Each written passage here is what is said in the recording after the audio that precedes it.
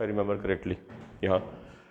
Writing practice. This is the difference between people who get selected, get good rank, ठीक है, and they have an excellent career afterwards, and people who says कि मैंने बड़ी मेहनत की पर मेरी किस्मत ने मेरा साथ नहीं दिया, ठीक है, उनमें ये चीज़ मेजॉरिटी केसेस में ये चीज़ लैक करती है,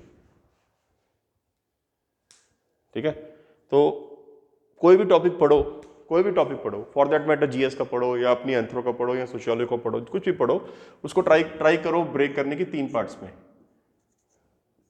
इंट्रोडक्शन, ठीक है, उसको पढ़ो, इंट्रोडक्शन उसका एक बनाने की कोशिश करो, जब नोट्स बनाते हो उसकी एक बॉडी होती है और उसको एंड में कंक्लूड करने की कोशिश करो। उसको इस तरीके से आप जो भी इंफॉर्मेशन आपको मिलेगी, अखबार से मिलेगी या आपको मैगजीन से मिलेगी, उसको आप एक स्ट्रक्चर में लेके आ रहे हो, ठीक है। और जब इस इंफॉर्मेशन को, मतलब इससे आपके एक तरह से नोट्स बन गए, है ना, इस इंफॉर्मेशन को जब आप लिखोगे, ठीक है, तो फिर you start seeing different words in the, I would से, पेपर में कैसे वर्ड्स आते हैं। ईजीएस्ट वाला मैं उठाऊंगा, discuss how you know Indian monsoons affect the Indian agriculture, discuss, ये वर्ड्स देखो, क्योंकि डिस्कस, एग्जामिन, ये वर्ड्स होते हैं। अगर आपने नहीं सुने हैं, एक्सीलेंट, नहीं सुने हैं, इनको समझने की कोशिश करो। नहीं समझ आता, tell me, I will try to take some short 5-10 minutes on this also for you, ठीक है। एनालाइज, क्रिटिकली एनालाइज, ठीक है। अनटिल अनलेस यू, अभी और भी वर्ड्स हैं मेरे दिमाग में, इतने ही आ रहे हैं, 7-8 टाइप के सवाल पूछते हैं। जब वो पूछते हैं, आप पुराने पेपर देखेंगे आपको दिखेगा। तो until unless you are not doing this exercise when you are at your home या कहीं भी, ठीक है, तो अगर आप यहीं आके रुक रहे हैं ना, तो I put a question mark on your efforts कि आप यू नो कहाँ जा रहे हो। और this was one of the reason मैं यहीं फंसा रह गया, और mister C is you know is soon going to be a DIG now.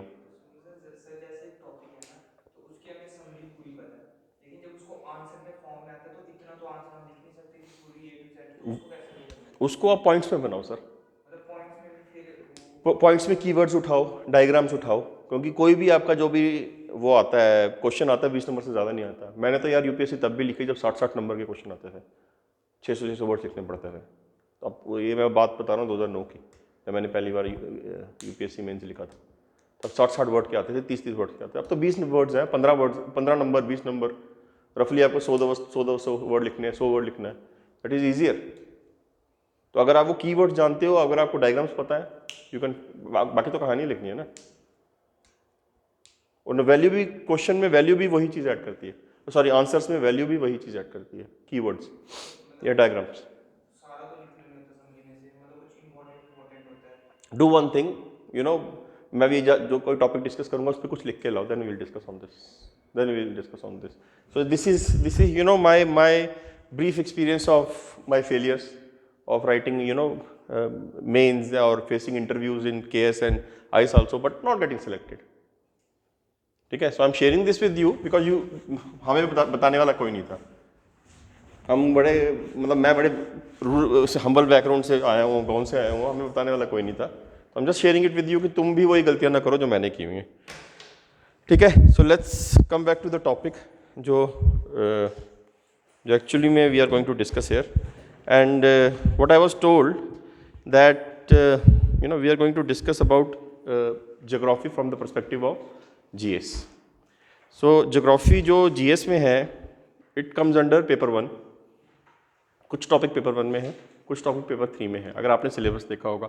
Bye the वे, अपने अपने पास सिलेबस का एक वो रखो, that should be always on your bed side, ठीक है, that should be always when you are reading the newspapers, ठीक है, that should be always there when you are reading any information, so that way you can relate whatever you are reading on the newspapers, on the you know these books with the current information, because जो present paper pattern मैंने देखा है, ठीक है, it's very dynamic, no one is going to ask you कि insolation क्या है, ठीक है, no one is going to ask you कि अर्थ की गैसेस की कंपोजिशन क्या है, पर they are definitely going to ask you कि क्लाइमेट चेंज क्यों हो रही है, समवन कैन टेल मी, अभी तो COP28 भी चल रहा है ना, कहीं अबू धाबी में चल रहा है, कहाँ चल रहा था? तो क्लाइमेट चेंज क्यों हो रही है? वाई यू फील कि क्लाइमेट चेंज हो रही है मैम?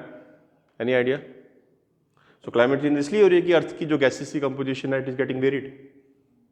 समझ रहे हैं? So again the composition comes into the picture.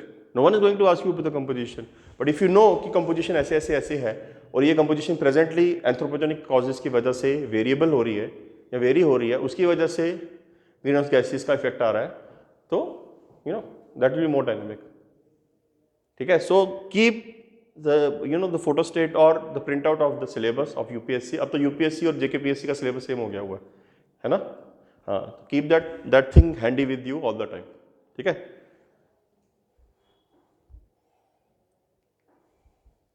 अच्छा hmm I was going to discuss कि अभी ज्योग्राफी में जो मेरे को बताया गया है वो पेपर 1 में भी टॉपिक्स हैं, पेपर 3 में भी टॉपिक्स हैं इसके ना।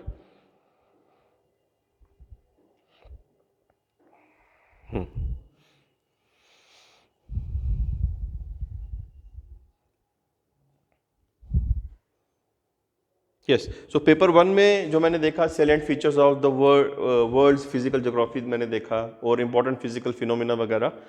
तो आई मीन मेरा optional by the way geography था, उसी से मैंने मैक्सिमम एग्जाम्स लिखे हैं। तो इसमें अगर देखना हो salient features of the world physical geography, तो इसमें डिफरेंट सब टॉपिक्स आते हैं, जिसमें आपका जियोमॉर्फोलॉजी आता है, क्लाइमेटोलॉजी आता है, आपका ओशनोग्राफी आता है, आपका सॉइल ज्योग्राफी आता है। So I start initially with climatology, क्योंकि geomorphology will go later on, थोड़ा सा टिपिकल भी है, ठीक है, but I start with initially with climatology. ठीक है, and by the way you any input from your side how you want to proceed? मैं आपको डिक्टेट कराऊँ? दैट्स द यू नो जो मेरे नोट्स हैं usually I share those things, जैसे मैं अपने टाइम पे पढ़ता था। ठीक है, तो I try to you know tell you all this things. और तो नहीं कोई आने वाला ना? दैट इज इट, है ना? सो what do you understand by and feel free to ask anything when you guys want. What do you understand by atmosphere? Any idea? हमारे पास एक अर्थ है ना, अर्थ if you know this is the only unique planet till now जिसके पास life है ना, जिसके पास life है, जिसके पास एटमॉस्फेयर है, जिसके पास एटमॉस्फेयर है। ये मैं कहूँ जो ये हमारा अर्थ का एटमॉस्फेयर है ना। अभी वो डिफरेंट जो प्लानिटरी मिशन है, वो जेम्स वेब टेलीस्कोप वो ढूंढती रहती है हर दूसरे तीसरे दिन की एक और लाइफ प्लानट मिला जहाँ पॉसिबल लाइफ हो सकती है, but it's not proven till now. सिर्फ वो हर दूसरे तीसरे दिन वो इन्फॉर्मेशन आ रही है, पर earth we know we have life. ठीक है, so atmosphere is what? It is a gases envelope that surrounds the earth and it is from all sides and it is attached to earth because of its gravitational force. Gravity की वजह से ये जो gases envelope है ये अर्थ के साथ आसपास इसके जुड़ा हुआ है एक तरह से देखना हो तो। ठीक है, और what is more critical when we are talking about atmosphere, this is one of the important component of your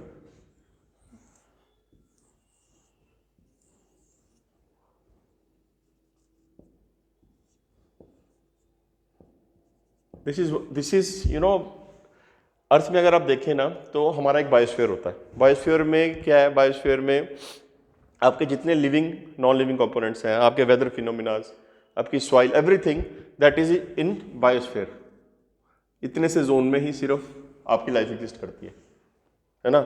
ये आपका एटमॉस्फेयर हो गया, ठीक है, ये आपका लिथोस्फेयर हो गया, अर्थ मिट्टी जो बोलते हैं, रॉक्स जो बोलते हैं, और ये आपका हाइड्रोस्फेयर हो गया, वाटर जिसको बोलते हैं, है ना।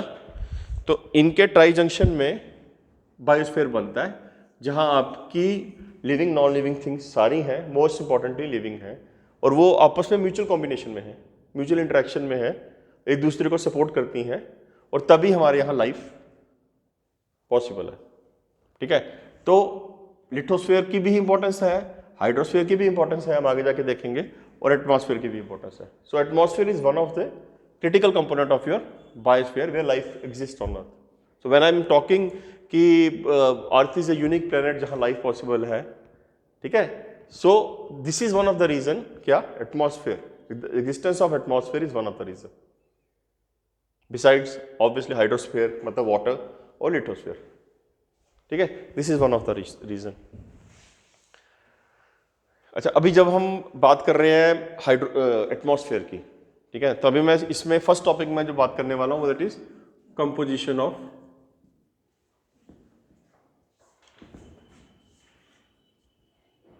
हम बात कर रहे हैं आज क्लाइमेटोलॉजी ना।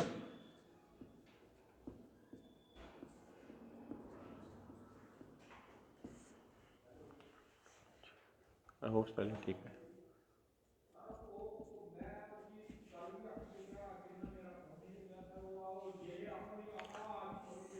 And keep your self updated. जैसे अभी COP28 में क्या डिसाइड हुआ, कल आज क्या है 15 है ना, 12 को वो क्लोज हो गई COP28।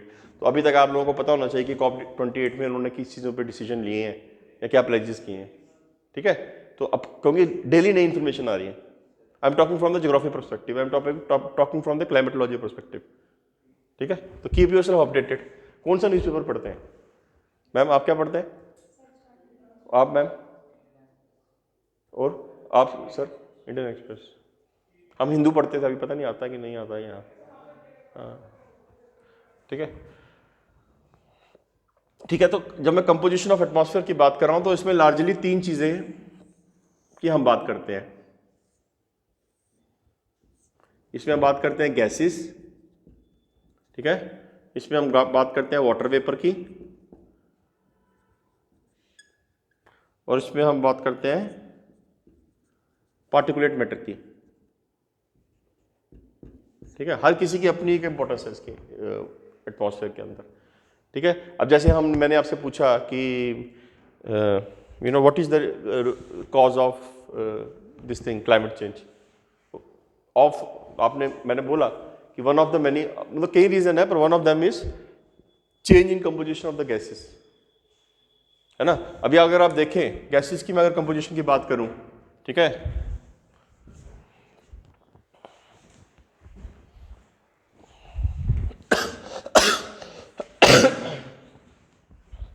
गैसेस की अगर मैं कंपोजिशन की बात करूं,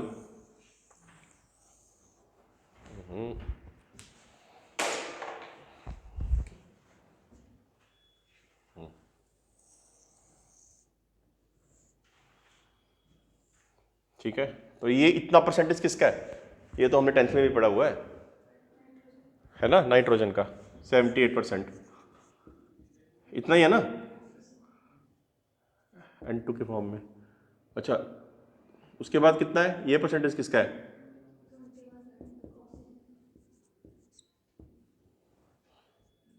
कितना बचा? 1% है ना, 1% ही है ना, ठीक है। 1% में आपका क्या क्या आ गया? 1% में आपका, if I remember correctly, argon आ गया, है ना, क्रिप्टॉन आ गया, आपका हीलियम आ गया, आपका हाइड्रोजन आ गया। अब मैं और आगे आता हूँ, आपका कार्बन डाइऑक्साइड आ गया, ओनली 0.03%, इतना ही है ना। आपकी मीथेन आ गई, one of green house gases, traces में है ये, और इसकी एफिनिटी ग्रीन हाउस गैस की ऑलमोस्ट 25 टाइम्स ज़्यादा है CO2 से। आपकी वो क्या बोलते हैं, क्या होता है वो, सल्फर हेक्साफ्लोराइड कौन सा है, उसकी ऑलमोस्ट 600 टाइम्स है, इफ आई रिमेंबर करेक्टली, ठीक है। सो डू यू रियलाइज कि ये कंपोजिशन जो है, जो हम green house gas climate change की हम जो बात कर रहे हैं, जो आजकल हॉट टॉपिक है, सिर्फ 2-3 गैसेस की वेरिएशन की वजह से हो रहा है, क्योंकि ये गैसेस तो स्टेबल है ना। If you remember the periodic table, ये गैसेस तो स्टेबल है ना, तो सिर्फ 2-3 गैसेस की वेरिएशन से ही हमें इतना इम्पैक्ट दिख रहा है। तो यू रियलाइज कि ये गैसेस की जो वेरिएशन है, it's largely because of anthropogenic causes, जो हम हाइड्रोकार्बन यूज कर रहे हैं, जो हम आई वुड से इसमें ये एमिशंस कर रहे हैं इंडस्ट्रीज के थ्रू या ट्रांसपोर्ट के थ्रू, ठीक है। तो उन्हीं की वजह से ये वेरिएशन आ रही है। 1990 में, इफ आई रिमेंबर करेक्टली, जो CO2 की जो वो थी मात्रा हवा में, दैट वाज 280 पार्ट्स पर मिलियन एटमॉस्फेयर में। लास्ट ईयर मैंने डेटा चेक किया था, अभी आई एम नॉट अपडेटेड, पर लास्ट ईयर मैंने डेटा चेक किया था, इट वॉज 420 पार्ट्स पर मिलियन। सो 1990 से 2022 तक ऑलमोस्ट 50% वो बढ़ गई है। ये 280 से 420 कितना हुआ, 50% ही बढ़ा ना, 140%, इतना वो बढ़ गया हुआ है। पर है वो एटमॉस्फेयर 0.03% ही है, पर वो जो बड़ा पार्ट्स पर मिलियन है, 140 पार्ट्स पर मिलियन जो बड़ा है, उसका इम्पैक्ट आपके सामने है। उसका इम्पैक्ट है, इस साल इंडिया में मॉनसून नॉर्मल नहीं थे by the way, that was one of the reason, that was one of the reason. ठीक है, सो मैं बात कर रहा हूँ कंपोजिशन की। ठीक है, ये हमारी पार्टिकुलेट मैटर होते हैं, गैसेस होती हैं, वाटर वेपर होते हैं, हर किसी की अपनी इंपॉर्टेंस है। फिर विद इन गैसेस भी हमारे नाइट्रोजन है, हमारी O2 है, 1% में हमारी आर्गॉन, क्रिप्टॉन, हीलियम, हाइड्रोजन, ये मिथेन, CO2, ये सब चीजें आ जाती हैं। ठीक है, सो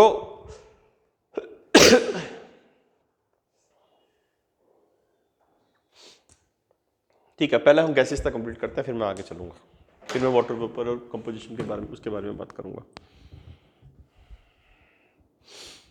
सो आप लिखेंगे या मैं कैसे होगा?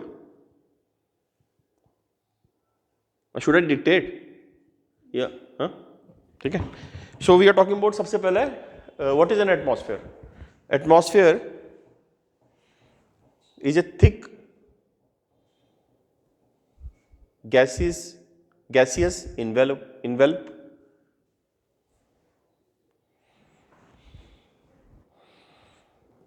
which surrounds the earth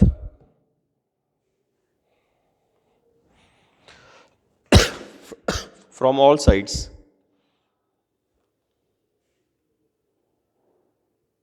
and is attached to the earth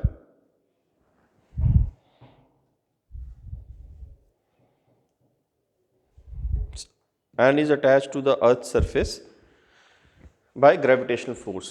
So I suggest जो definitions होती है ना, उसमें कभी भी जर्नल लैंग्वेज मत यूज करना, वो स्टैंडर्ड होती है। ठीक है, तो उसको तो क्लियर कट रटा मारना ही मारना है। The atmosphere is a thick gaseous envelope which surrounds the earth from all sides and is attached to the earth's surface by gravitational force.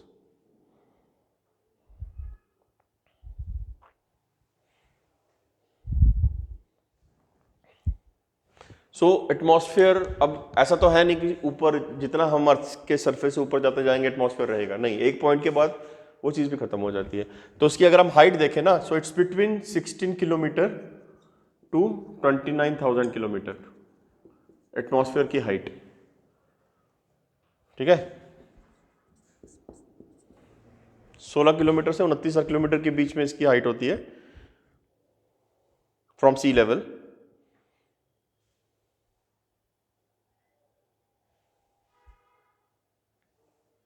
ठीक है, और जो 97% है वो ऑलमोस्ट 29 किलोमीटर तक खत्म हो जाता है। 97% of atmosphere I am talking about, ये 29 किलोमीटर में ही खत्म रह जाता है। फिर जैसे जैसे ऊपर जाते जाएंगे वैसे वैसे वो रेयरर और मॉलिक्यूलर फॉर्म में आपको गैसेस दिखना शुरू हो जाएंगे।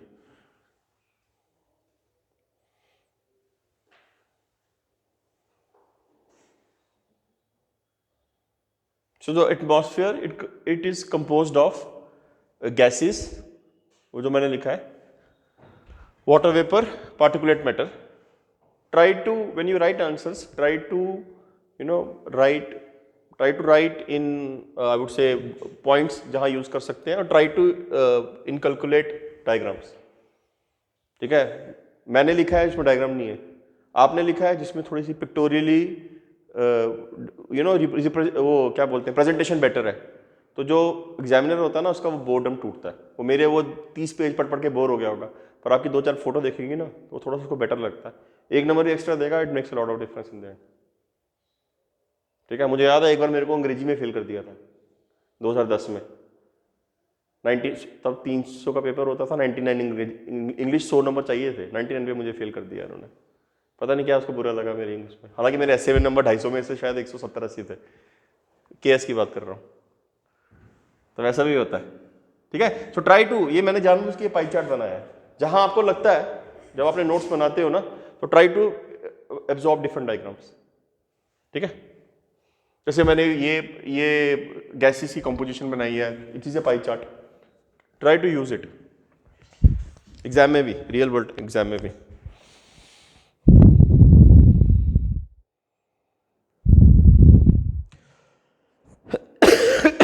So when we are talking about gases, ठीक है, gases 78% is your nitrogen. मैंने बताया ना, the atmosphere is composed of gases, particulate matter and water vapor. Now we will talk about gases first. So in gases, nitrogen is 78%, 21% is oxygen.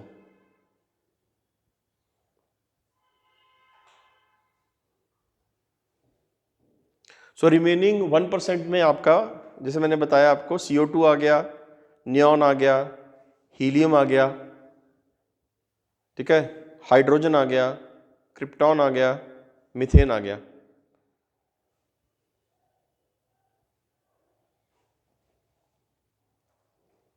Oxygen, you know, it is very important for all living beings, है ना. We use it for what process? respiration, not breathing, respiration. Breathing is a process, is one of the step of respiration, ठीक है. Respiration, breathing, फिर उसको वो simulation होगी उसकी lungs में, फिर आपके सेल्स में पहुंचेगी, वहाँ उससे एनर्जी बनेगी ऑक्सीजन से, ठीक है. So we use in the process of respiration, living beings, human beings और एनिमल्स, एवरीवन, ठीक है. फिर अगर हम नाइट्रोजन की बात करें, इट इज लार्जली स्टेबल, ठीक है. Then we come to CO2, carbon dioxide. तो कोई मुझे कार्बन डाइऑक्साइड का पॉजिटिव इफेक्ट बता सकता है? पॉजिटिव क्या बोलते हैं, pros and cons. You know any pros of CO2? Cons तो हमने डिस्कस कर लिया कि क्लाइमेट चेंज हो रही है, all that. Can anyone tell me one positive side of CO2?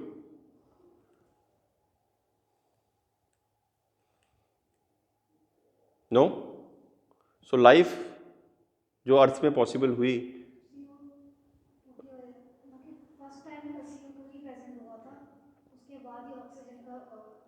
No, I try to correct you here ma'am.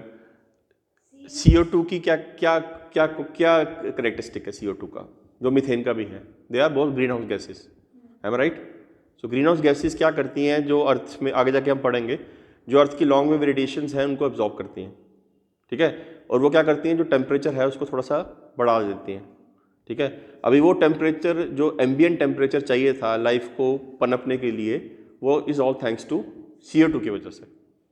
जब मैं बात कर रहा हूँ कि 1990 में CO2 280 पार्ट्स पर मिलियन थी, शायद उससे पहले जब प्री इंडस्ट्री लेवल में और नीचे होगी, पर उसकी वजह से क्या हुआ, अर्थ का जो सरफेस टेम्परेचर है वो एम्बियंट था कि उसमें लाइफ सर्वाइव कर सकती थी. So that is one of the positive impact of what, CO2. जब वही CO2 एक लिमिट से बाहर चली जा रही है तो हमें प्रॉब्लम दिखनी है, ठीक है. सो ग्रीन हाउस गैस, या ये क्या बोलते हैं इसको, क्या वर्ड होता है वो, नाम भूल रहा हूँ, ग्रीन हाउस, हाँ, green house effect, green house gas कह रहा हूँ. ग्रीन हाउस इफेक्ट जो होता है ग्रीन हाउस गैसेस की वजह से, it's not all negative. Negative हुआ है हमारी वजह से, है ना, इट इज़ पॉजिटिव. इसी वजह से तो हम और यहाँ, मतलब हम, हमारे पूर्वज और जो भी हैं वो यहाँ रह पाए, अर्थ के ऊपर रह पाए, या लाइफ सर्वाइव कर पाई, ठीक है. सो कार्बन डाइऑक्साइड बिसाइड्स ये फोटोसिंथेसिस में भी यूज होती है ना, फोटोसिंथेसिस हमें फूड मिलता है ना. सो CO2 is used in photosynthesis by plants. लिखो,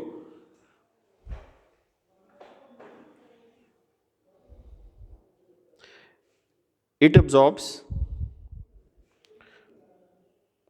most of the radiant energy from earth,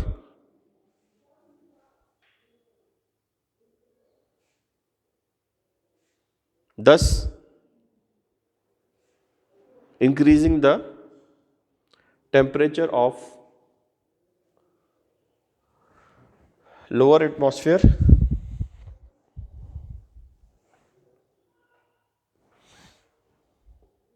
and Earth's surface. Thus increasing the temperature of lower atmosphere and Earth's surface.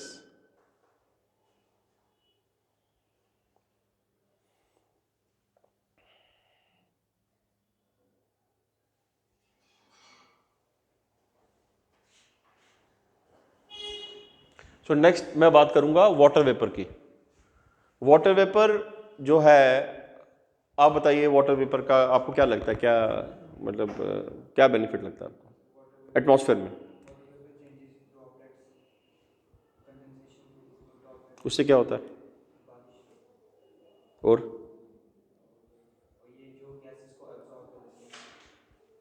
ठीक है, और बारिश से और क्या होता है? और बारिश के अलावा क्या हो सकता है? बर्फ़ गिर सकती है, ओले गिर सकते हैं, है ना?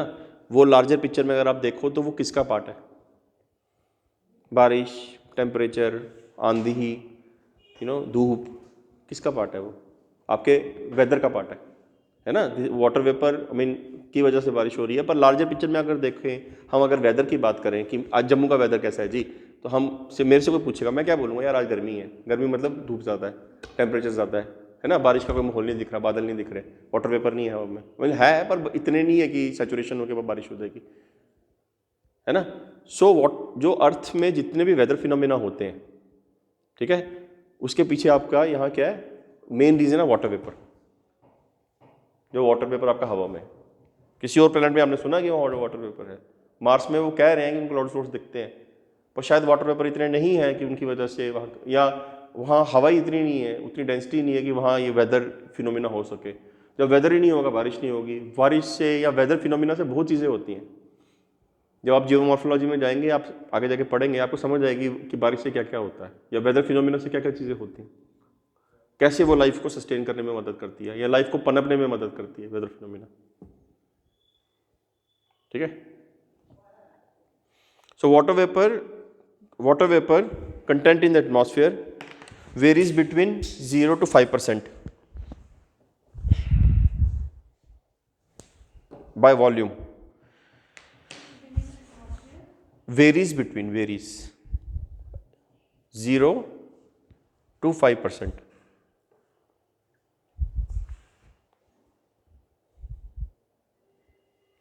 अगेन अगर आपने 10th में आपको याद होगा कि जो सूखी हवा होती है ना, ड्राई एयर या गर्म हवा, वो पानी ज़्यादा अब्जॉर्ब कर लेती है ना? जो ठंडी हवा होती है उसमें पानी वाटर वेपर को अब्जॉर्ब करने की क्षमता थोड़ी कम होती है ना? So water vapour depends upon the temperature, ठीक है, and it decreases from equator towards the pole. So अगर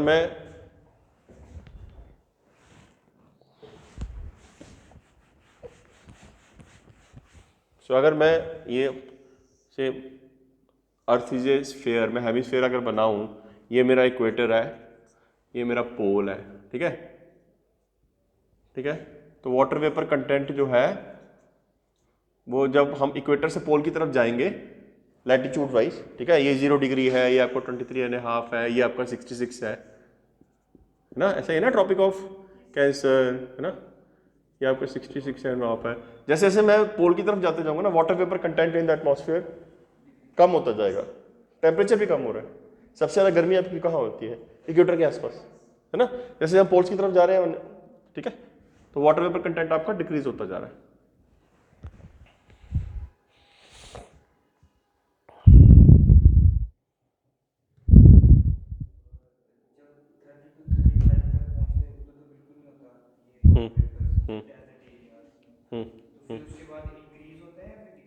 डिक्रीज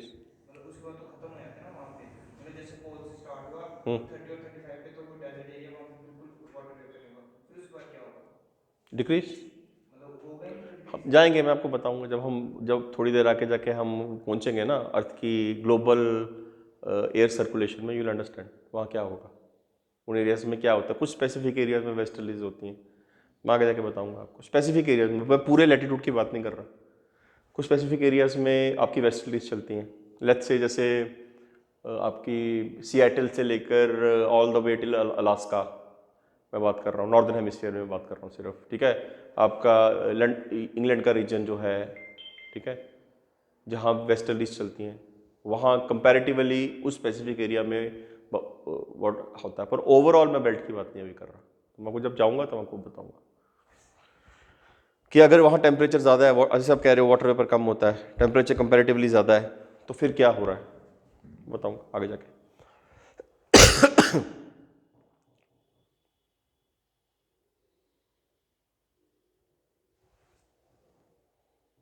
ठीक है, अभी हम काम, हाँ वाटर वेपर हो गया।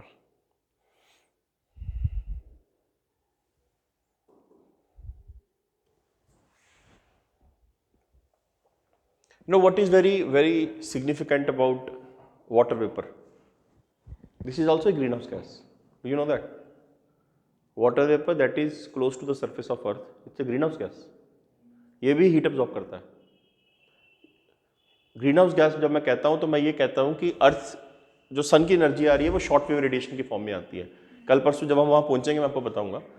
पर जब वो अर्थ रेडिएट करता है ना, तो वो लॉन्ग वेव रेडिएशन की फॉर्म में वापस करता है।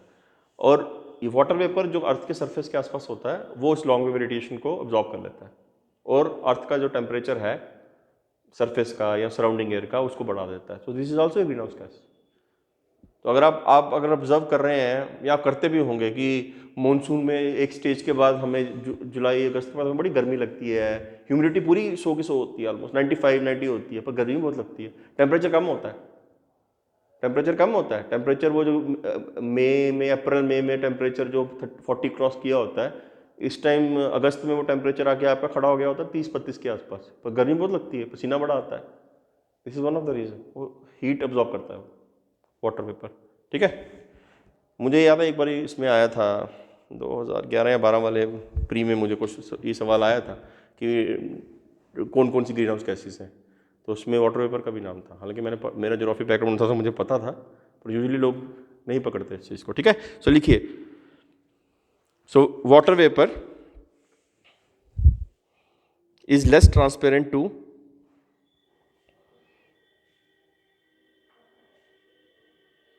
outgoing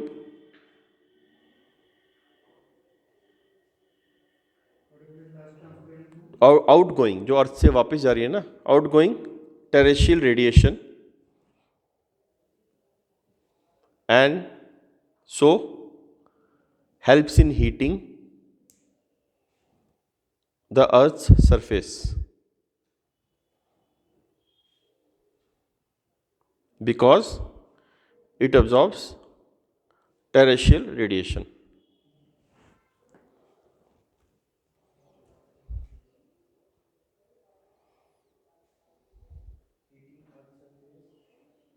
And heating Earth's surface because it absorbs terrestrial radiation. When I'm talking about terrestrial radiation, I'm talking about long wave radiation. ठीक है,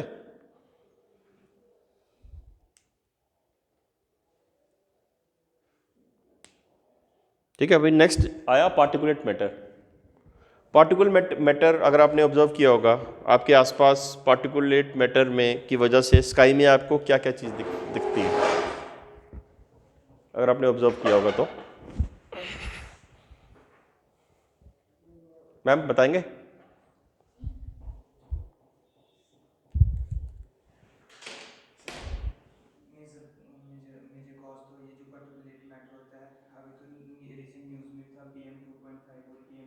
वो अलग चीज़ है। आई एम सेइंग स्काई में, अभी वो मैं स्पेसिफिक में नहीं जा रहा, PM 2.5 10 वो ठीक है, वो होता है जो आप सही जा रहे हो, पर आई एम सेइंग कि स्काई में आपको पार्टिकुलेट मैटर की प्रेजेंस की वजह से क्या चीज़ दिखती है?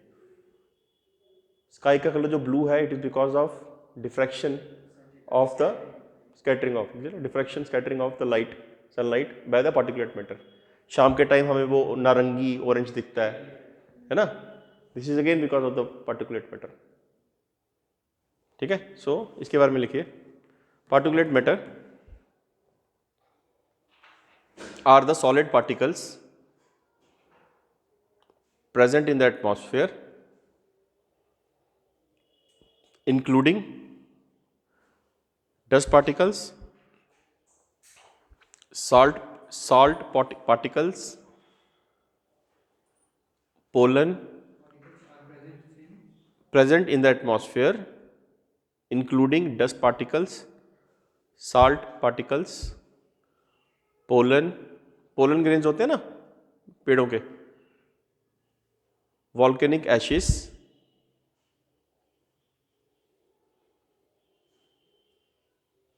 ठीक है, it scatters the solar radiation particulate matter scatters the solar radiation which adds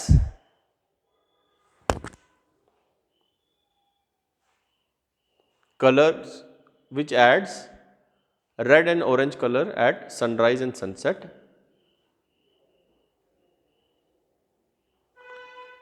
The sky appears blue at sunrise and sunset. The sky appears blue in color due to selective scattering. Appears blue, नीला आकाश जो दिखता है, the sky appears blue in color due to selective scattering of solar radiation by dust particles.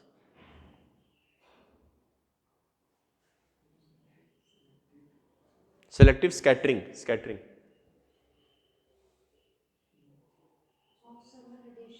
हाँ, ठीक है. What is more important कि जो बारिश बनती है, जिसकी जब प्रेसिपिटेशन होती है, it forms around an nuclei. एक सेंट्रल प्लेस जिसके अराउंड पानी इकट्ठा होता है क्लाउड्स में, और फिर वो गिरता है नीचे. वो न्यूक्लियाई भी पार्टिकुलेट मैटर ही होता है. समझ रहे हो? ठीक है. In this case salt particles, salt है ना, नमक particle. Salt particles become hygroscopic, मतलब वो पानी एब्जॉर्ब नहीं करते, and help in the formation of water drops. Hygro, HYGRO, and helps in the formation of water drops, clouds,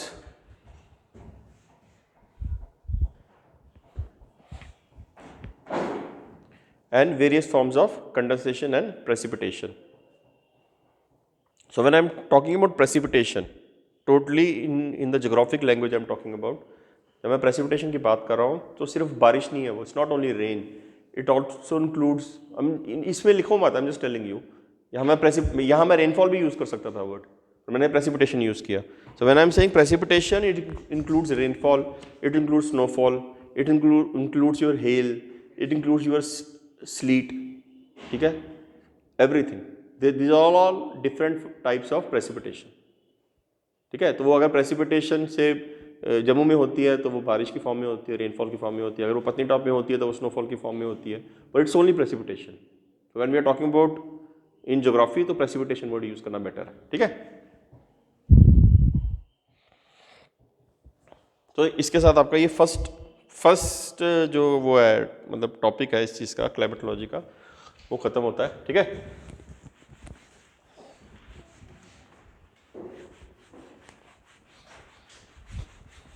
तो इसमें व्हाट यू रियलाइज्ड कि जब मैंने कंपोजिशन की बात की तो कंपोजिशन जो है एक स्पेसिफिक कंपोजिशन में हम पहुंचे तभी यहाँ लाइफ पॉसिबल हुई.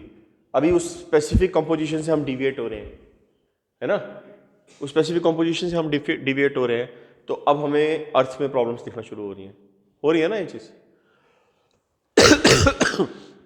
The other day I was reading an article, उसमें ये था कि आज से जब जुरासिक इरा में जब ये थे आपके डायनासोर वगैरह जो भी कहते हैं, तब अर्थ में ऑक्सीजन की मात्रा अर्थ के एटमॉस्फेयर में अभी से ज़्यादा थी. 21% से ज़्यादा थी, अराउंड 25% थी. That help to develop more complex organisms. ठीक है. अभी वो मात्रा 25 से 21 में पहुंच गई. तो उनके हिसाब से we are more simpler compare to those bigger giants. ठीक है. तो यहां से फर्स्ट टॉपिक में अगर हम देखें तो what is more important is composition. उसकी वेरिएशन कैसी हो रही है, यहां से इसको मैं इंटरलिंक करूंगा किसके साथ, COP28 के साथ.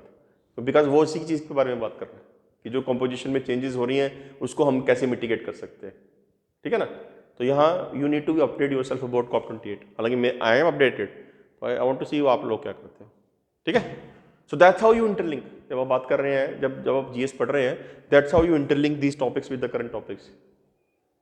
ठीक है ना. COP28 चल रहा है, किसके बारे में बात कर रहा है, ग्रीन हाउस गैसेज में. कहाँ है कंपोजिशन में है, क्या हो रहा है उसमें, हम क्या करने की कोशिश करें. That's how you interlink. कभी पेपर में आपको स्टैटिक नहीं पूछेगा, वो डायनेमिक पूछेगा। ठीक है, तो सेकंड टॉपिक हम बात करेंगे, हमने एटमॉस्फेयर की कंपोजिशन के बारे में बात की, अब हम सेकंड बात करेंगे स्ट्रक्चर के बारे में।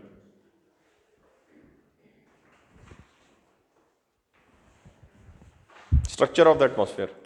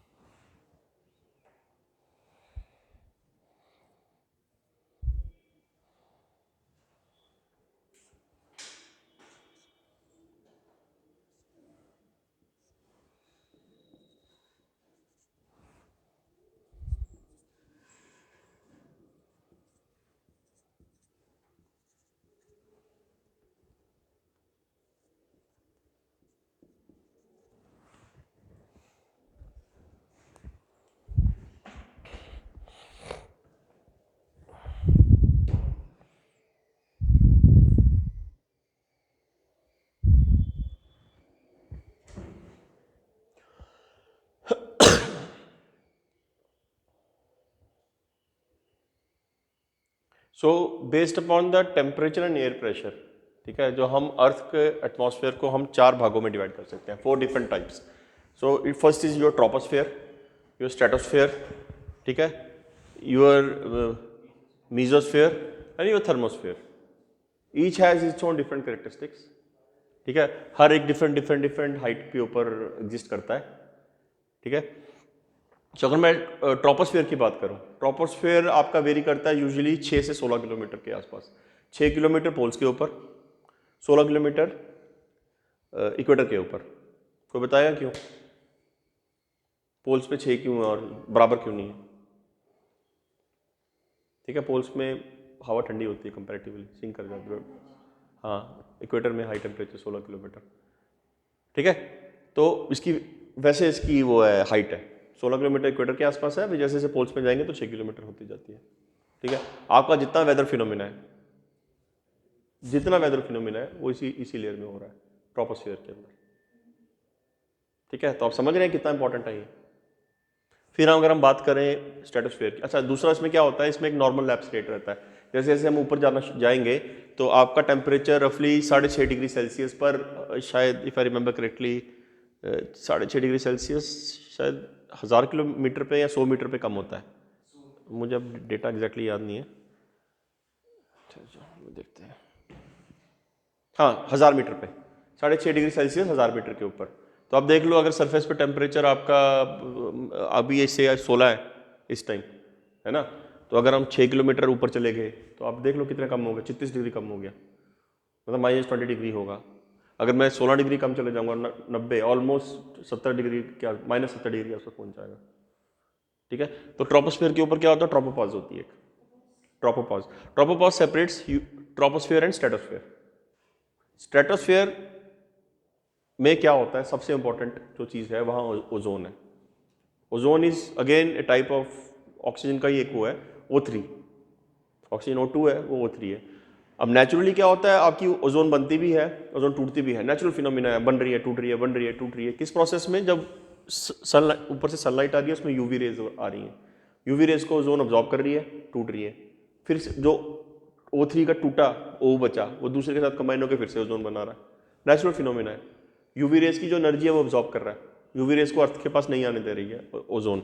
अभी यूवी रेज आपकी अर्थ के पास आएंगी तो क्या होगा, जो हमारे यहाँ तो हमारा अगर आप स्किन का कम्प्लेक्शन देखें थोड़ा सा डार्क है, तो मेलानिन ऐसे कुछ कहते हैं, उसकी वजह से हमें स्किन कैंसर नहीं हो सकता। पर जो कॉकेशियन ब्रीड वो रहते हैं, कॉकेशियन जेनेटिक पूल के रहते हैं, अंग्रेज जिसको कहते हैं, वेस्टर्न यूरोप के, अमेरिका के, उनकी वाइट स्किन होती है, उसमें मेलानिन नहीं होता, उनको कैंसर हो सकता है।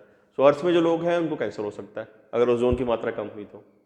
ठीक है, अच्छा, फिर क्या होगा, जो यूवी रेस की एनर्जी है वो ऑब्जॉर्व कर रहा है ऊपर ही ओजोन पर, अगर वो ओजोन कम हो गई तो वो आ जाएगी अर्थ के ऊपर, अगेन आपके ग्रीन हाउस गैस का इशू आएगा।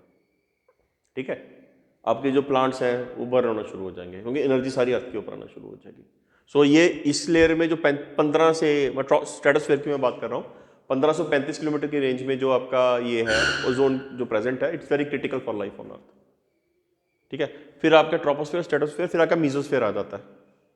ठीक है, वो आपका ऑलमोस्ट 6 से 16, 50 से 80 किलोमीटर के आसपास उसकी रेंज है मीजोस्फीयर की। ठीक है सॉरी, हाँ 50 से 80 किलोमीटर की रेंज है, वहाँ भी टेम्परेचर ड्रॉप होता है। अच्छा, स्ट्रेटोस्फीयर में क्या होता है, अभी टेम्परेचर ट्रोपोस्फीयर में आपका कम हुआ था, है ना, नॉर्मल एब्सोल्यूट की वजह से, पर स्ट्रेटोस्फीयर में क्योंकि वो यूवी रेज की एनर्जी एब्जॉर्ब कर रहा है, वहाँ टेम्परेचर बढ़ता है, ऑलमोस्ट 0 डिग्री के आसपास पहुंच जाता है। फिर स्ट्रेटोस्फीयर में मीजोस्फीयर में फिर टेम्परेचर फिर से गिरता है, ऑलमोस्ट -80 के आसपास चले जाता है। ठीक है, और फिर आपकी लास्ट लेयर है जिसको हम थर्मोस्फीयर कहते हैं। ठीक है, उसमें सबसे इंपॉर्टेंट है आइनोस्फीयर, थर्मोस्फीयर का एक पार्ट है आइनोस्फीयर, वो किसके लिए, रेडियो कम्युनिकेशन के लिए सबसे इंपॉर्टेंट है। ठीक है, so that's how we structure our atmosphere. So will start with troposphere. So this difference division,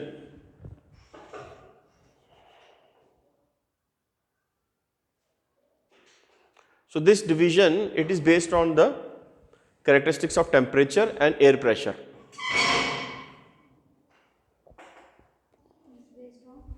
Temperature and air pressure,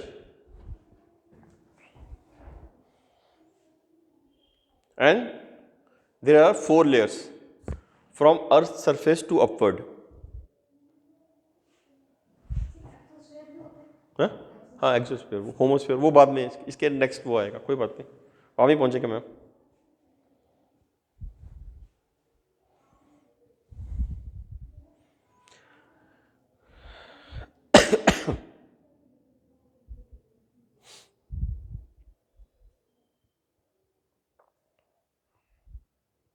ठीक है, this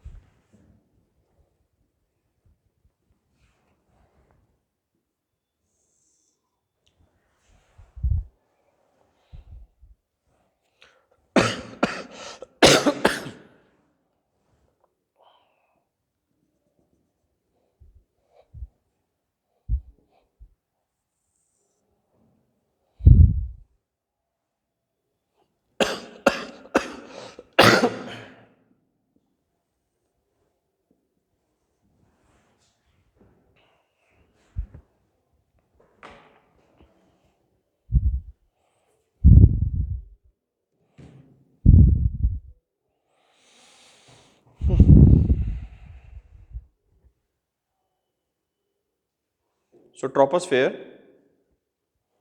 is the lowermost layer of the atmosphere, and almost all of the weather phenomena. So give me some names of weather phenomena. I've already discussed many. Give me some name. आपने आसपास observe किया होगा weather phenomena. Give me some names. लिखते जाओ लिखते जाओ. Rainfall, snow, है ना, फॉग, सर्दियों में फॉग गिरती है, फॉग, हेल स्टॉर्म, है ना, thunder storm, lightning, clouds, lightning, they occur in this layer. I'm just trying to tell you the importance of this layer, or importance of the atmosphere.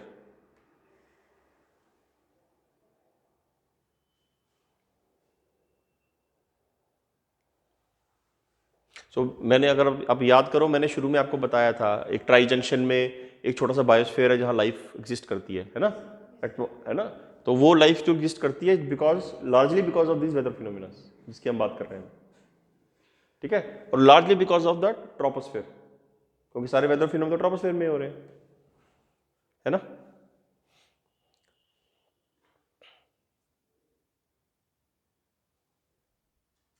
सो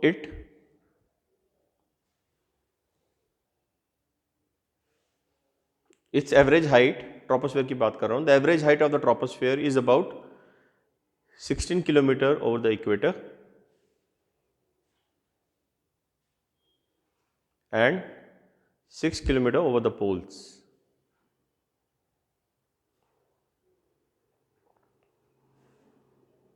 ठीक है, and the upper limit of troposphere is tropopause, which is 1.5 kilometer thick.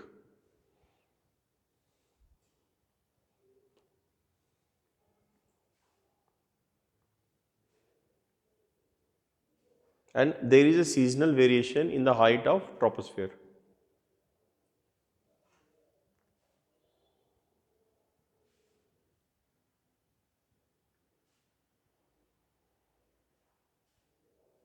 ठीक है,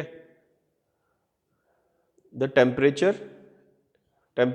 decreases with increasing height at the rate of 6.5 degrees Celsius per 1000 meter, called the temperature decreases with increasing height at the rate of 6.5 degree Celsius पर 1000 metre, called normal lapse rate. जैसे ये मैंने बताया ना, ये देखो यहाँ अगर आप देखें तो सरफेस पर टेम्परेचर ऑलमोस्ट 0 डिग्री सेल्सियस है, ठीक है, और जैसे जैसे हाइट बढ़ रही है, ये हाइट है, मैंने लिखा अल्टीट्यूड किलोमीटर, है ना, जैसे जैसे हाइट बढ़ रही है तो ये टेम्परेचर कम हो रहा है, और ये टेम्परेचर ऑलमोस्ट इसके, जब ट्रोपोपॉज की मैं बात करता हूँ तो temperature almost 58 degree Celsius -58 degree Celsius के आसपास होता है, ठीक है। तो ये ट्रोपोपॉज है, अराउंड 16 किलोमीटर के आसपास है, मैंने थोड़ा ऊपर बना दिया हुआ, ठीक है। तो यहाँ टेम्परेचर अराउंड 58 डिग्री सेल्सियस के आसपास है, -58 डिग्री सेल्सियस के आसपास, ठीक है। हाँ जी, मैं बताता हूँ। The temperature decreases with the height at the rate of 6.5 degree Celsius पर 1000 metre, called normal lapse rate. 6.5 degree Celsius, 6.5 degree Celsius पर 1000 metres. So here I have a question for you. मैंने आपको थोड़ी देर पहले बताया कि इक्वेटर पे जो इसकी हाइट है ट्रोपोस्फेयर की 16 किलोमीटर के आसपास है ना, पोल्स पे कितनी है 6 किलोमीटर, और आपका नॉर्मल लैप्स रेट कितना है 6.5 डिग्री सेल्सियस, है ना। तो ट्रोपोस्फेयर में टेम्परेचर ड्रॉप ज़्यादा कहाँ होगा, पोल्स पे होगा कि इक्वेटर पे होगा?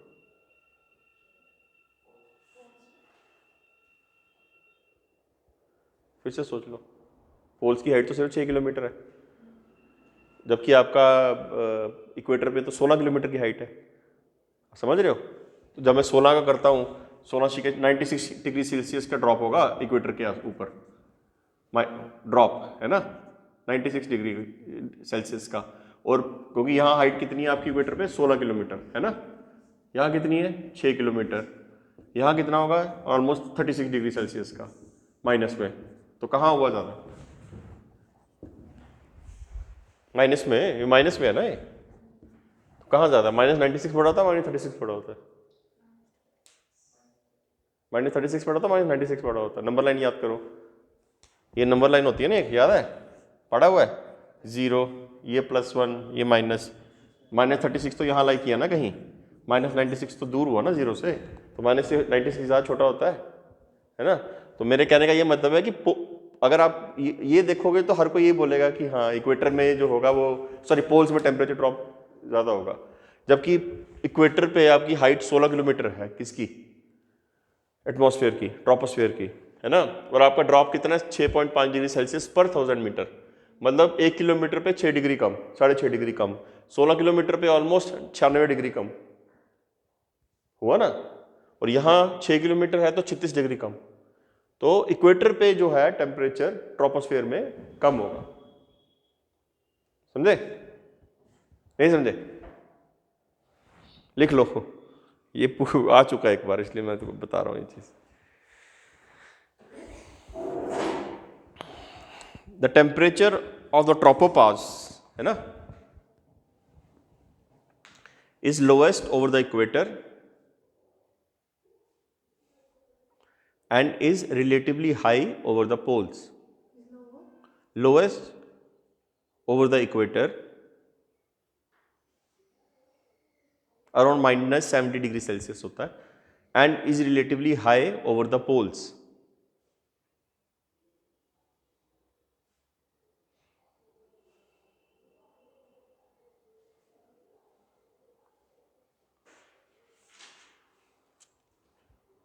ठीक है? The layer above the troposphere is stratosphere.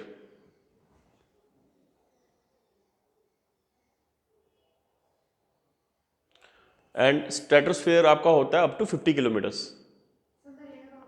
Layer above the troposphere is called stratosphere.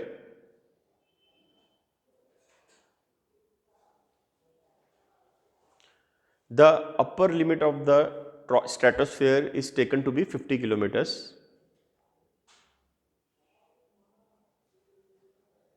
ठीक है? अब जैसे यहाँ क्या है, ट्रोपोपॉज है ना, ट्रोपोस्फेयर के ऊपर था ट्रोपोपॉज, यहाँ है स्ट्रेटोस्फेयर के ऊपर stratopause. What is very significant about stratosphere, जो मैंने आपको पहले बताया, यहाँ राउंड अबाउट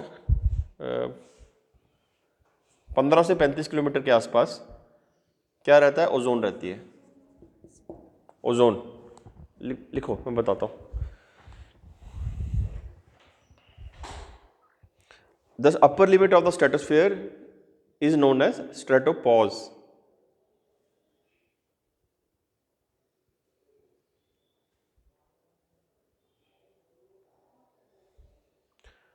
ठीक है? The lower portion of the stratosphere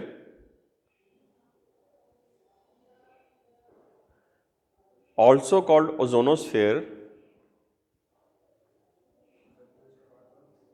stratosphere also called ozonosphere, has the maximum concentration of ozone between the height of 15 kilometers to 35 kilometers.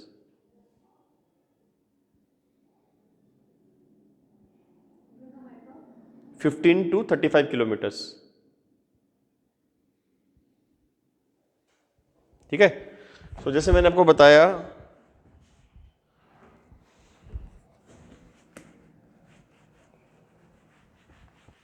Ozone आपका है, उसका मॉलिक्यूलर फॉर्मूला O3 है ना। अभी क्या करेगा, ये यूवी रेस को ऑब्जॉर्ब करेगा, ठीक है, ये O2 प्लस O बनाएगा, ठीक है, ठीक है।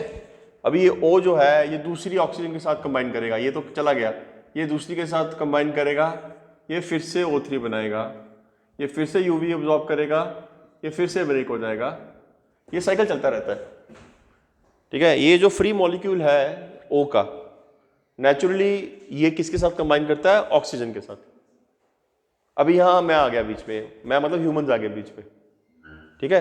तो ह्यूमंस आ गए बीच में, उन्होंने क्या ले आया बीच में, रेफ्रिजरेंट्स, क्लोरोफ्लोरोकार्बन, हमने नाम सुना होगा, HFC सुना होगा, हाइड्रोफ्लोरोकार्बन्स, क्लोरीन सुना होगा आपने नाम, सुने हैं ना। कौन सा प्रोटोकॉल है उसके लिए, ओजोन को कंट्रोल करने के लिए, कुछ पता है, याद है, पढ़ा है? मॉन्ट्रियल प्रोटोकॉल शायद 1987 का है, पढ़ लेना उसको, क्योंकि अभी recently I was reading an article कि इसमें अंटार्कटिका के ऊपर ओजोन होल फिर से बड़ा हो गया हुआ है, बहुत बड़ा हो गया हुआ है।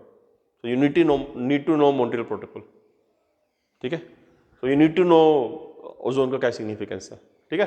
तो अभी क्या हुआ, ये नेचुरल प्रोसेस है, मैं आ गया बीच में। अभी मैं क्या किया, ये जो फ्री ऑक्सीजन थी इसको मैंने ले लिया, अपनी क्लोरीन के साथ कर दिया, बन गया ClO, ये चला गया, गायब हो गया, अभी नई ओजोन नहीं बनेगी। मैंने HFC ले आया बीच में, मैंने CFC ले आया बीच में, ठीक है। अब उन सब ने ये जो फ्री की ऑक्सीजन थी ये उठा ली, ठीक है, अभी नई ओजोन बनेगी नहीं और ओजोन डिप्लीशन हो जाएगी, और फिर हमें वो कॉन्सिक्वेंसेस फेस करने पड़ेंगे जो सारे, ठीक है। मॉन्ट्रियल प्रोटोकॉल है इसके रिलेटेड ना।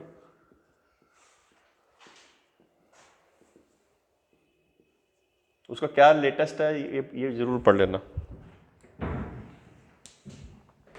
1987 में मॉन्ट्रियल कन्वेंशन हुई थी। एक स्टेज तक तो it was very successful, we phased out this chlorofluorocarbons and everything. अभी रिसेंटली क्या हुआ है उसके ऊपर, that is still have to discover.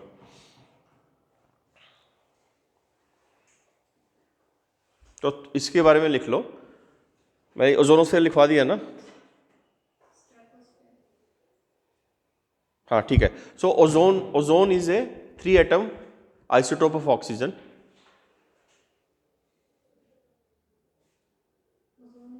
Three atom O3, 3 atom isotope of oxygen and is a faintly blue irritating gas with pungent PUNGENT pungent odor ODOUR, मतलब pungent smell होती है इसकी।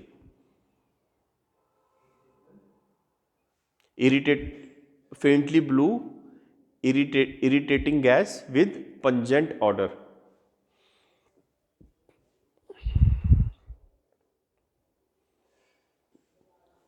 अगर आपने प्री के एग्जाम देखे होंगे ना आजकल, मतलब जब मैं देता था अभी भी ऐसे ही है कि वो पूछेंगे अच्छा ओजोन होल जो बढ़ रहा है क्यों हो रहा है, तो लिख देंगे उसमें, वो उसमें ऑप्शन आते हैं ना, 1 2 both A and B neither of E, ऐसे ऑप्शन आते हैं।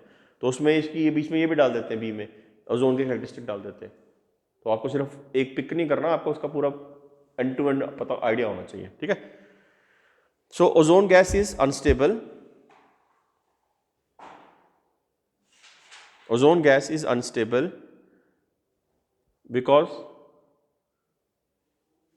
creation and destruction of this gas is gradual and continuous natural process. And continuous natural process. जैसे मैंने आपको बताया वो O3 कंटिन्यूस है, जैसे आपको बताया O3 जो है UV एब्जॉर्ब करेगा, O2O में जाएगा, वो फ्री जो ऑक्सीजन का एक मॉलिक्यूल बचा, एटम बचा, दूसरे के साथ कंबाइन करेगा, नेचुरली होता रहेगा, ठीक है। अभी जब मैं बात कर रहा हूं फर्दर क्या होगा, so the ozone destruction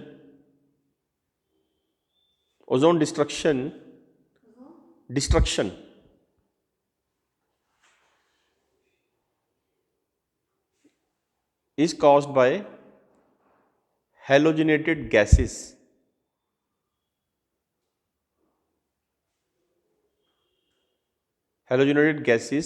like CFC, chlorofluorocarbons, nitrogen oxide,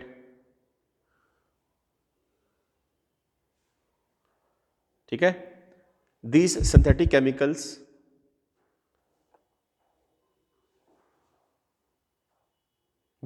chemicals are widely used in, कहाँ यूज होते हैं, कुछ है आपको आइडिया? जैसे जो हम डिओड्रेंट यूज करते हैं उसके अंदर यूज होते हैं, फ्रिज के अंदर यूज होते हैं as a coolant, refrigerant, ACs के अंदर यूज होते हैं, ठीक है। So these synthetic chemicals are widely used as propellants in spray can dispensers and as fluids in ACs and refrigerators. हाँ जी, these synthetic chemicals are widely used as propellants in spray can dispensers and as fluids in ACs and refrigerators.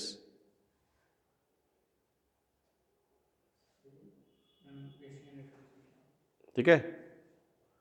अच्छा, ozone depletion का impact क्या है, ठीक है। Depletion of ozone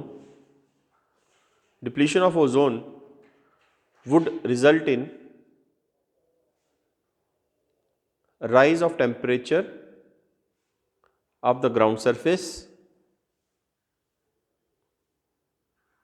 and lower atmosphere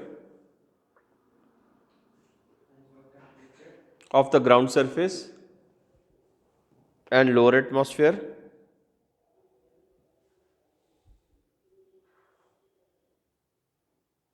ठीक है, उसे already we are facing what, this would cause global warming, है ना, melting of glaciers, rise in sea level,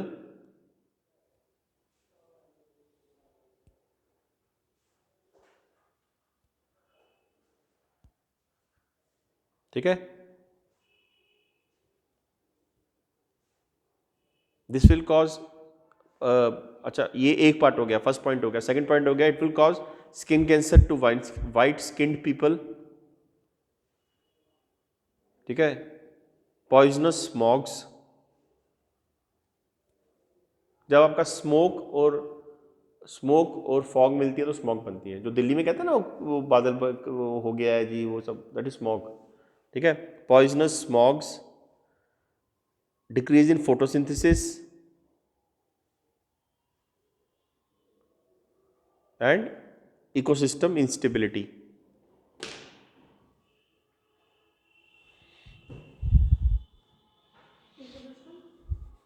Ecosystem instability.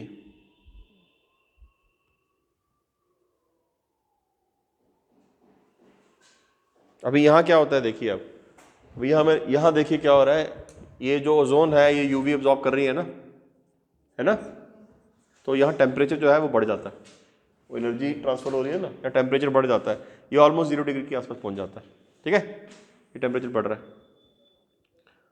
अब आया आपका, ये 50 था, अब आया मीजोस्फेयर ना, मीजो में कुछ सिग्निफिकेंट नहीं है, मीजो में ये है कि मीजो का में टेम्परेचर जो है डिक्रीज होता है इसका, और ऑलमोस्ट जो एटमॉस्फेयर का मिनिमम टेम्परेचर है अराउंड अबाउट -70 डिग्री सेल्सियस के आसपास, वो आपको यहाँ मिलेगा मीजो में, ठीक है, ये -70 के आसपास आ जाएगा, यहाँ आएगा, ठीक है, ठीक है,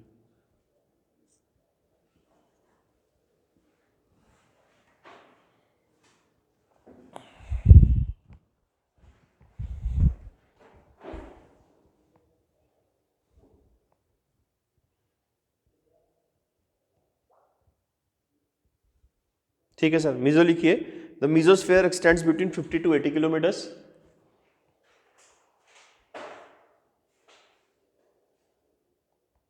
ठीक है, the temperature decreases with the height,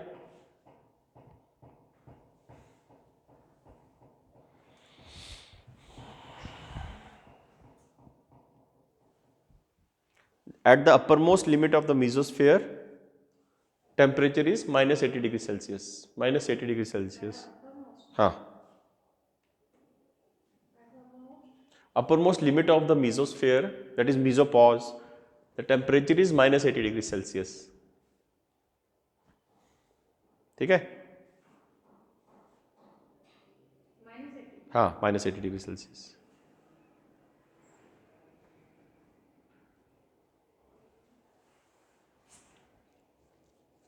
ये डायग्राम, ठीक है, ये आपको पता होना चाहिए, ठीक है, शायद आपके नोट्स जो देंगे वो उसमें ये डायग्राम होगी, नहीं होगी तो मैं इसका फोटोग्राफ खींच के मैम को भेज दूंगा, मैम को व्हाट्सएप कर देंगे, ठीक है, that is other way of doing it. फिर मीजोस्फेयर के ऊपर आ गया आपका थर्मोस्फेयर, जो आपका आइनो और एक्सो में फर्दर डिवीजन है जिसके, ठीक है, किस में, हाँ लार्जली हो जाते हैं इसमें, पर कुछ नीचे भी पहुंच जाते हैं, पर लार्जली इसमें बनना शुरू हो जाता है, ऐसा है। हालांकि ये बहुत थिन होता है आपका आइनोस्फेयर, एक्सोस्फेयर, मीजोस्फेयर जो पूरा होता है, पर जो स्पेसशिप्स वापस आती हैं, जो स्पेसशिप्स अर्थ के उससे वापस आती हैं, अर्थ के उसमें वापस आने की कोशिश करती हैं, अगर वो स्पेसिफिक एंगल से ना आए ना तो वो बाउंस करके बाहर निकल जाते हैं, तो they have a specific angle of approach while coming into the earth. Density बहुत कम है, पर इतनी जरूर है कि वो स्पेसशिप को बाउंस करके बाहर फेंक देती है।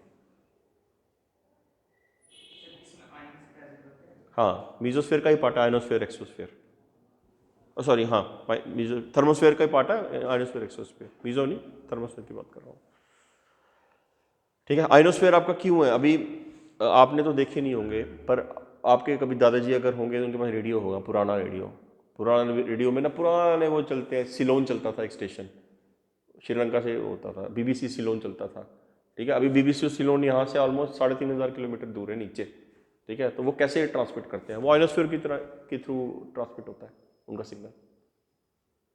मैं फोर्सेस में था, हमारे कुछ रेडियोज, अभी मैं डिटेल में नहीं जा सकता, पर कुछ रेडियोज जो थे वो इसके थ्रू ही हम प्रोपागेट करते थे इंफॉर्मेशन।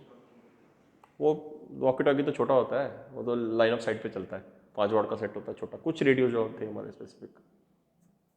मैं जब ये हुआ अबॉर्गेशन ऑफ आर्टिकल 370, मैं कश्मीर में था उस टाइम। मतलब उनके मेरी मैक्सिमम सर्विस कश्मीर में रही है।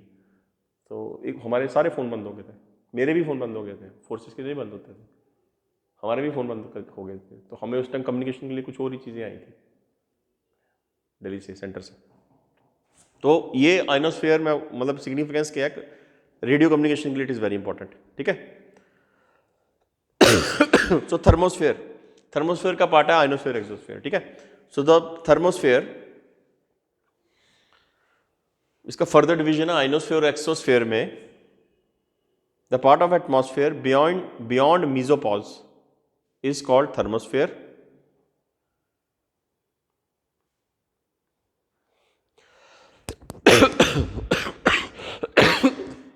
It is estimated that the temperature at its upper limit is 1700 degrees Celsius. At its upper limit, thermosphere की upper limit में जो temperature है, it's almost 1700 degrees Celsius.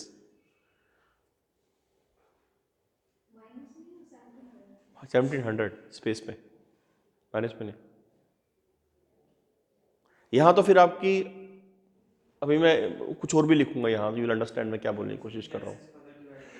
नहीं, मैं आपको बताऊंगा अभी थोड़ी देर में, लिखो, आपको बताऊंगा। यहाँ आपके जो सन के हाई एनर्जी चार्ज पार्टिकल्स हैं वो एक्टिव हैं।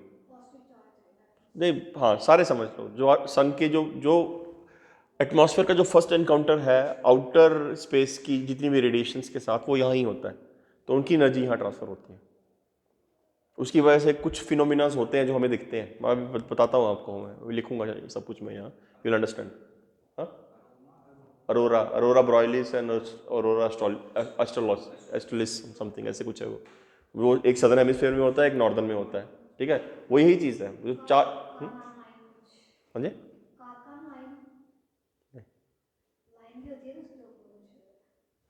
नहीं मुझे अब याद नहीं आ रहा लाइन, तो I don't remember, I don't know actually.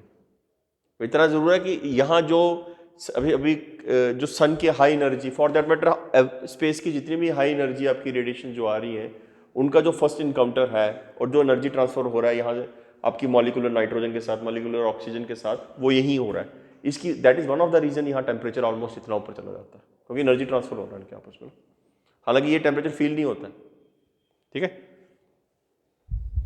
तो लिखिए, the estimated temperature at its upper limit is 1700 degrees Celsius.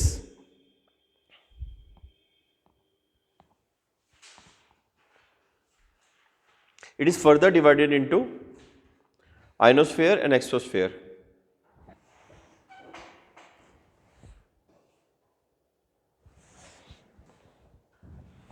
ये आपका थर्मो है, थर्मोस्फेयर, ये है आइनो, एक्सो स्फेयर है ना, ये आपका 80 to 650 है किलोमीटर्स, और ये आपका 650 किलोमीटर्स प्लस है। ठीक है मैम, जो आप एक्सोस्फेयर बोल रहे थे, कार्बन लाइन। अच्छा, वो क्या रहता है, जो आइनो में भी डिफरेंट लेयर रहती हैं, DEF G1 G2 further layer रहती हैं। फिर वो आप जो बोल रहे हो आइनो की अपर लिमिट है, वो मैं जाने वाला था। हाँ, मैं जाने वाला था उसमें ना, आइनो की फर्दर सब डिवीजन होती है, आइनोस्फीयर की भी फर्दर सब डिवीजन होती है। ठीक है, DEF G, Appleton layer, Kennelly Heaviside layer, वो सब लेयर्स रहती हैं। मैं डिटेल में नहीं जा रहा क्योंकि ज्योग्राफी के पर्सपेक्टिव से है, GS के पर्सपेक्टिव से नहीं। ठीक है, जाने में जा सकता हूँ उसमें भी। ठीक है,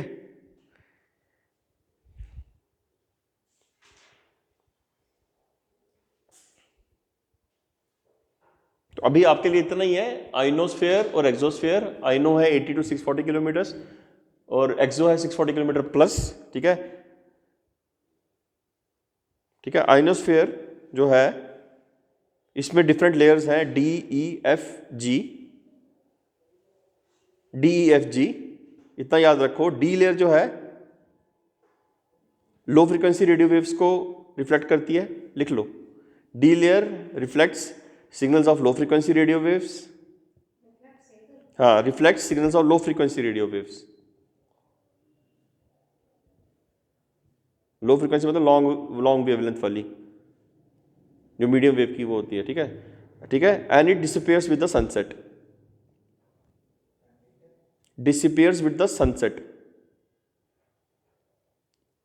ई लेयर जो है it reflects medium and high frequency radio waves, also disappears with the sunset, high frequency radio waves. ये सवाल आ सकता है प्री में ना।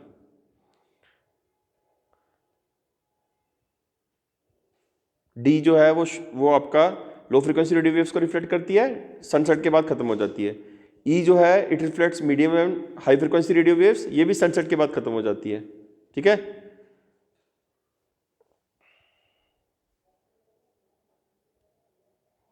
एफ होती है further, F also called Appleton, Appleton layer reflect medium and high frequency radio waves.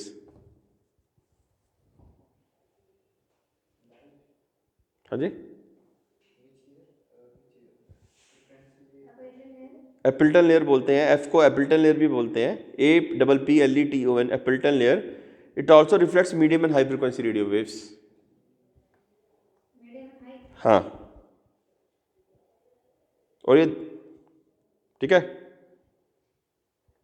Reflect, when I am saying reflect backs to the surface of earth, mind it. अच्छा, exosphere is the uppermost layer of the atmosphere, ठीक है।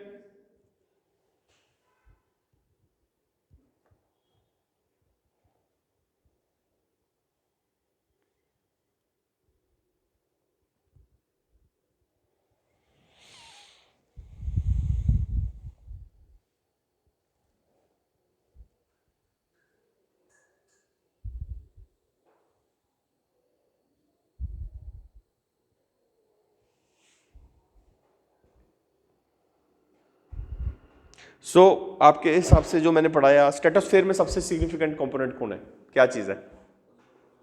Ozone, ठीक है। उसके बारे में आपको पता होना चाहिए, लिख लो उसको, ठीक है।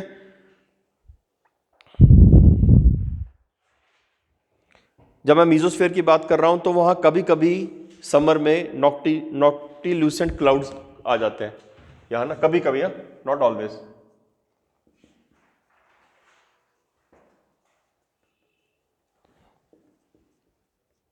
ओजोन, अच्छा, ये यहाँ आपकी वो है आयनोइजेशन प्रोसेस होती है ना, और यहाँ आपके अरोराज होते हैं।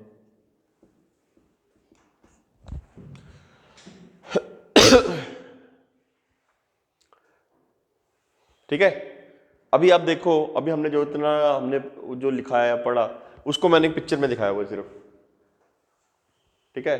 अगर आपने यही, आपको पता है, आपने पढ़ लिया, 2-3 बार पढ़ लिया, आपने रिवाइज करना है, आपने ये पिक्चर बनानी है, उसमें ये सब चीज़ें लिखनी है। आपको पता है कि यहाँ टेम्परेचर कम होता है, -58 पे जाता है, यहाँ बढ़ता है क्योंकि ओजोन ऑब्जॉर्ब करती है, यहाँ सबसे कम टेम्परेचर होता है, -80 के आसपास जाता है, यहाँ आयोनाइजेशन होती है जो अरोराज होती है।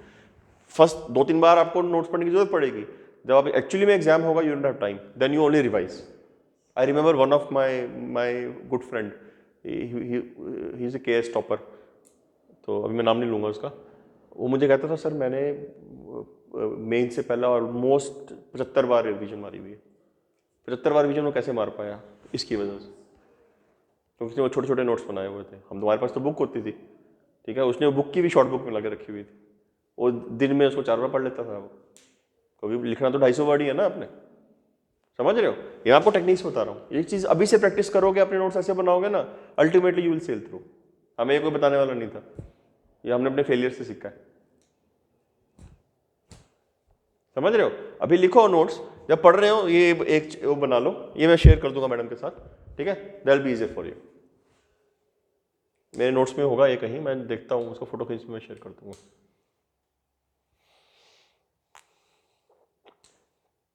तो आज हम ये दो टॉपिक ही पढ़ने वाले हैं, ठीक है, ये दो टॉपिक ही पढ़ने वाले हैं। What I will discuss right now with you is you know जो इससे लार्जली निकल के आता है वेदर एंड क्लाइमेट के बारे में आप क्या समझते हो? वेदर क्लाइमेट आप लोग क्या समझते हो उस चीज से? वेदर हमने डिस्कस किया, जम्मू का वेदर, तो जम्मू का क्लाइमेट के बारे में आप क्या समझते हो? वेदर तो मैंने डिस्कस किया ना, आज का वेदर कैसा है यार, तो मैंने कहा यार गर्मी है, धूप निकली नहीं निकली, आई सॉरी ठंड है, धूप नहीं है, बारिश भी नहीं हो रही, हवा भी नहीं चल रही, ये आज का वेदर है। जब मैं कहूँगा आज जम्मू का क्लाइमेट क्या है, तो मैं क्या जवाब दूंगा? आप क्या जवाब दोगे? आप जम्मू रहते हो ना? कश्मीर का क्लाइमेट कैसा है? सारी दुनिया कश्मीर भागती है घूमने के लिए। आप बताओ कश्मीर का क्लाइमेट क्यों भागती है? क्लाइमेट की वजह से भागती है। कुछ तो कश्मीर का क्लाइमेट है जो जम्मू से डिफरेंट है। और टेम्परेचर जो है, उसका टेम्परेचर रेंज जो है, ठीक है, यहाँ टेम्परेचर 43 से लेकर ऑलमोस्ट 15 तक जाता है। वहाँ जो टेम्परेचर रेंज है, टेम्परेचर वेरिएशन ऑलमोस्ट 30-32 के से लेकर माइनस जाती है, ठीक है। वहाँ रेनफॉल ज़्यादा फ्रीक्वेंट है ना, एनुअल रेनफॉल ज़्यादा है वहाँ स्नोफॉल है, प्रेसिपिटेशन जो है वहाँ स्नोफॉल के रूप में होती है, यहाँ बारिश के रूप में होती है ना। हवा कंपैरेटिवली वो प्योर है, कंपैरेटिवली प्योर है, ठीक है। पेड़ों की टाइप डिफरेंट है, यहाँ आम के पेड़ होते हैं, वहाँ देवदार के पेड़ होते हैं, वहाँ चिनार के पेड़ होते हैं, है ना, समझ, यहाँ सफेदे के पेड़ होते हैं।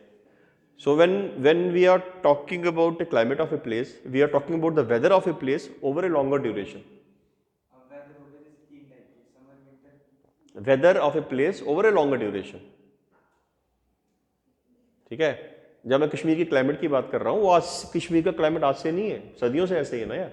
तो लॉन्गर ड्यूरेशन में उनका जो टेम्परेचर रेंज है, उनका जो रेनफॉल का पैटर्न है, उनका जो वेजिटेशन है, उनका everything is in a particular way compared to Jammu. So when we are talking about weather, we are talking about present, maybe a week, maybe 2-3 days. When we are talking about climate, we are talking about years, and it has a number of impacts. Climate की होने का जो reason है particular place का, कई वजह होती है। उसकी टोपोग्राफी की होती है, उसकी लैटिट्यूड की वजह से होता है, उसकी ऑल्टीट्यूड की वजह से होता है। हम जाएंगे इसके ऊपर। I'm just telling you कि you need to know the difference between what is weather of a place, what is the climate of a place, ठीक है। अब जब हम बात कर रहे हैं क्लाइमेट चेंज की, तो शॉर्ट टर्म में तो वेदर चेंज हो रहा है ना, पर लॉन्ग रन में उस प्लेस के क्लाइमेट पे ही इंपैक्ट पड़ना शुरू हो रहा है। अब जैसे हमारे यहाँ बारिश होती थी 1980 में, या सॉरी 1920 में यहाँ बारिश होती थी 100 सेंटीमीटर, आज 50 सेंटीमीटर नहीं हो रही है। तो हमारे क्लाइमेट चेंज ही बात करें ना। Does anyone is talking about whether change? कोई बात कर रहा है क्या? न्यूज़ में कहीं आपने पढ़ा वेदर चेंज हो रहा है, वेदर चेंज हो रहा है? नहीं, लोग कह रहे हैं क्लाइमेट चेंज हो रहा है। Climate change is the long term average of weather of a place, ठीक है।